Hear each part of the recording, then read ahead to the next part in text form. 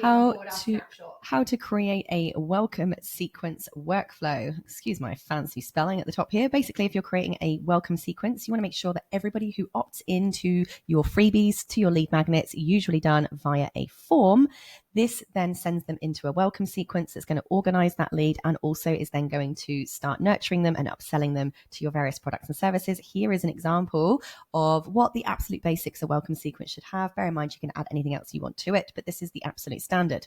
The trigger is they've opted into whatever it is that you're giving away for free. I recommend that that's some kind of opt-in form on a lead page, on a link tree, or on a free stuff page on your website. Make sure you tag them as being part of your mailing list because they've opted in to the mailing list, and this will allow you to create a segment inside your smart lists that makes sure that only the people who are on your mailing list are actually receiving your marketing mail. You also want to add a second tab that shows exactly what it is that they have opted into. So for instance, in my case, I make a note saying they've opted into the free stuff from my website. I then make sure that they are granted access to whatever the free stuff is that they have chosen to have access to. Now, usually I give my people a bonus by giving them access to everything that I have for free, not just the one thing that they opted into, so that when they do log into the portal, they get a lovely present surprise.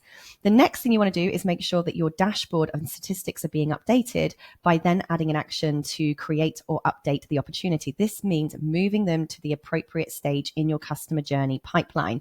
Inside Tekmatix, that's called customer journey. If you're using another GHL account, it might be called opportunities. And inside the action step here, you're going to add create or update an opportunity, choose the customer journey that you want them to belong to. Keep it simple. One business, you should have one customer journey.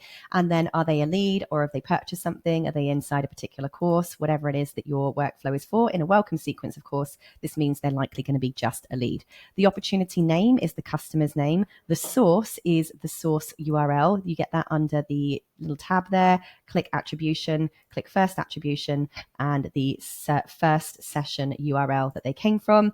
The lead value is what this particular customer is worth to you personally. My particular Legends Lab means if I could upsell them to that, they're probably worth about $1,000 to me. And if they're just a lead, the status is open. If you've sold something, of course, that's going to be 1, and then press save. From there, you then want to send the welcome email to that particular client. Now, I recommend you do that in Email Builder using your personal branded template with all the unsubscribe links and everything on it.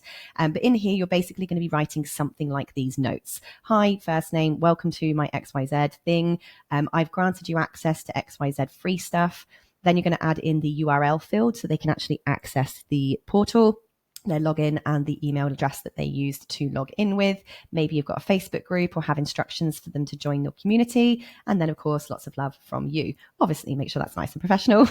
Then from there, because this is a welcome sequence, you now want to create a bunch of pre-written tip emails that include a really, really helpful tip and then a PS. Come and get all of my X, Y, and Z services or products that they can buy from you, so that this now becomes an evergreen series of helpful but upselling emails that are going to work people through your customer journey and all of the things that you sell.